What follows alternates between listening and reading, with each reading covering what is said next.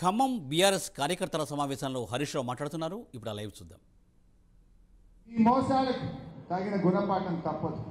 అందువల్ల నేను మీతో కోరేది ఒక్కటే, ప్రజలు సిద్ధంగా ఉన్నారు, మీరు కదలండి. ఒకలో ఇద్దరు నాయకులు పైరవు కారులో వాళ్ళ అవసరాల కోసం పార్టీలు మారచ్చు, కానీ కార్యకర్తలు మారరు. మీలాంటి నాయకత్వం ఖమ్మంలో బలంగా ఉన్నది.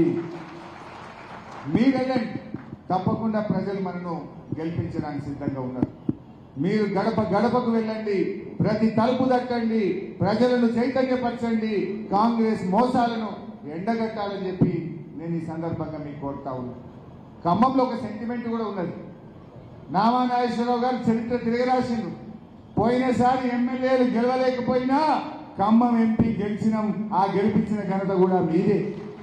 ఇప్పుడు కూడా ఎమ్మెల్యేలు లేకపోవచ్చు, కానీ గెలిపించగలే సత్తా ఉన్న నాయకత్వం మీలో ఉన్నది. మీరు ఊరుకుంటే తప్పకుండా మనం గెలిపించగలుగుతాం.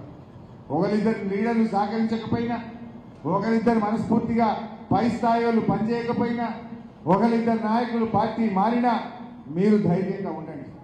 మీకండగా పార్టీ ఉంటుంది, నాయకత్వం ఉంటుంది. నామా గారు ఇందాక మంచి మాట చెప్పారు. దీని తర్వాత నెలకో 2 నెలలకో లోకల్ బాడీ ఎన్నికలు వస్తాయి. లోకల్ బాడీ ఎన్నికల్లో కూడా పార్టీ అన్ని రకాలుగా మీకు సహాయ సహకారాలు అందిస్తుంది. మీ గెలుపు కోసం కూడా పార్టీ కృషి చేస్తుంది. ఇంకా 2-3 నెలల వరకు కాంగ్రెస్ ఇంకా డౌన్ అవుతుంది. ఊళ్ళకే రాని పరిస్థితి వస్తుంది. కాంగ్రెస్ నాయకులను కనబడితే తరిమేసే రోజులు దగ్గరలోనే ఉన్నాయి. ఇవి రేపు కాకపోతే ఉంటాయా? రేపు నీళ్లు రాకపోతే ప్రజలు ఊరుకుంటారా? సో ఇప్పుడు మళ్ళీ దేవుడి మీద ఒట్లు పెట్టి మళ్ళీ ఒక 2 నెలలు వాయిదా కొడుతున్నారు. 2 నెలల తర్వాత ఏం చేస్తారు? ఊరుకుంటారా జనం? వీళ్ళు ఎంట పడతారు ప్రజలు. అందువల్ల మనం దయచేసి గట్టిగా ముందుకు పోదాం. ఇక్కడ సిపిఐ సిపిఎం నాయకులు, నేను అడుగుతా ఉన్న ఖమ్మం జిల్లా నాయకత్వాన్ని, పోరాటాల వారసులు, ఆత్మగౌరవం గలవాళ్ళు, ఈ సిపిఐ సిపిఎం నాయకులు ఎందుకు రేవంత్ రెడ్డి మొన్న కేరళకు పోయి ఉన్న ఒక్క లెఫ్ట్ పార్టీ ముఖ్యమంత్రిని పట్టుకొని అవినీతి పరుడు, ఈయన అత్యంత అవినీతి పరుడు అని మీకున్న ముఖ్యమంత్రిని పట్టుకొని ఆయన దిట్టొస్తాడు. ఆయనను పట్టుకొని మోడీకి ఏజెంట్ అని చెప్పొచ్చింది. కేరళ ముఖ్యమంత్రి విజయన్ గారిని ఈయన బీజేపీకి అమ్ముడు పోయిండు, ఈయన మోడీకి ఏజెంటు, ఈయన అవినీతి పరుడని రేవంత్ రెడ్డి పోయి కేరళలో దిట్టొస్తాడు. మరి మీరేమో ఎందుకు ఆ కాంగ్రెస్ పార్టీకి ఊడిగం చేస్తున్నారు? మిమ్మల్ని తిడుతున్నా కూడా, మిమ్మల్ని బీజేపీ ఏజెంట్ అన్నా, మీరు అవినీతి పరులన్నా, ఇంకా ఎందుకు సిపిఐ సిపిఎం లాంటి పార్టీలు ఈ కాంగ్రెస్ పార్టీని పట్టుకున్నాయి? దయచేసి ఆలోచించాలని చెప్పి నేను కోరుతా ఉన్నాను. విజ్ఞతతో ఆలోచించండి. ఇవాళ బీఆర్ఎస్ పార్టీ ఒక సెక్యులర్ పార్టీ. ఇవాళ ఈ రాష్ట్రంలో ఉన్నదేంటి? రాహుల్ గాంధీ కాంగ్రెస్ వేరు, రేవంత్ రెడ్డి కాంగ్రెస్ వేరు. రాహుల్ గాంధీ ఏమో అదాని చోర్ హై అంటాడు, రేవంత్ రెడ్డి ఏమంటుండు? అదాని బహుత్ అచ్చా హై అంటుండు. ఆయనేమో అదానిని తిడతాడు, ఈయన పోయి అదానిని అల్లించుకుంటాడు.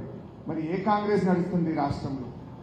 ఇవాళ రాహుల్ గాంధీ గారు అనేక విషయాల్లో, లిక్కర్ కేసులో ఆయన ఢిల్లీలో ఇదంతా బోగస్ అని చెప్పి రాహుల్ గాంధీ మాట్లాడతాడు.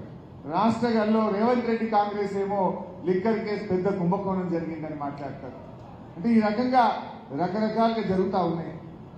ఈ రేవంత్ రెడ్డి గారు అదాని, మన రాహుల్ గాంధీ గారినేమో భాయి అంటాడు, మోడీ గారినేమో బడే భాయి అంటాడు.